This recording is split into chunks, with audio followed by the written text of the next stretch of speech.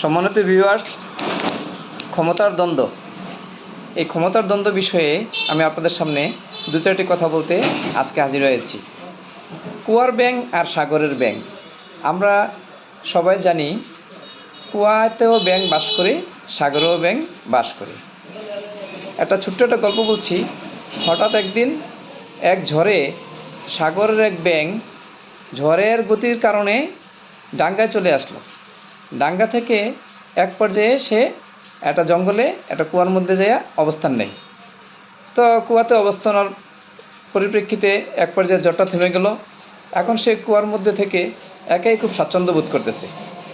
একবার লাফ দিয়ে এপার থেকে ওপারে যায়, তারপরে কুয়ার ওই পার থেকে এপারে আসে। বলতেছে, পৃথিবীর সবচেয়ে শক্তিধর আমি, আমার চেয়ে আর মহাশক্তিধর কে আছে? আমি এত বড় একটা সাগর কুয়া পার হচ্ছি।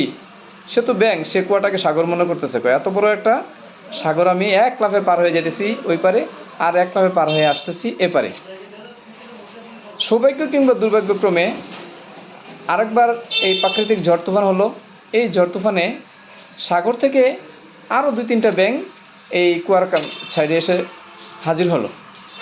এসে দেখতেছে এখানে একটা ব্যাঙ এক লাফ দিয়ে কুয়াটা ওই পার যাচ্ছে, আরেক লাফে ওই পার থেকে এপার আসতেছে, আর বলতেছে, আমি এত বড় একটা মস্ত বড় সাগর এক লাফে পাড়ে দিতে পারি, আমার যে শক্তিশালী আর ক্ষমতাধর কে আছে?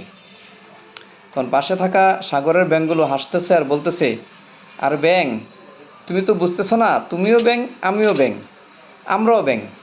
তো তুমি সাগর থেকে এখানে এসে ছোট্ট কুয়ার মধ্যে পড়লা, আর ছোট্ট কুয়া থেকে এপার লাফ দিয়ে ওপারে যাও, ওপার থেকে লাফ দিয়ে এপারে আসো। এটা তো একটা ছোট্ট কুয়া, তুমি যে সাগরে ছিলা সেটা তো ভুলে গেছো।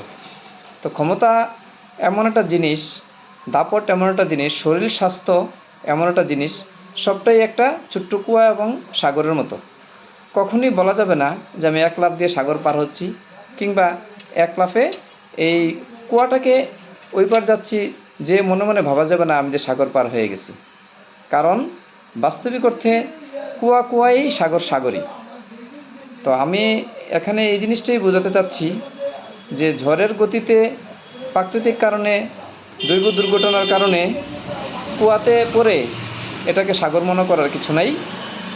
এখান থেকে একটা জিনিস শিক্ষণীয় বিষয়, যে ক্ষমতা, দাপট, দাম্ভিকতা, শরীর স্বাস্থ্য, ঐশ্বর্য, বৃত্ত কোনো কিছুই চিরস্থায়ী নয়।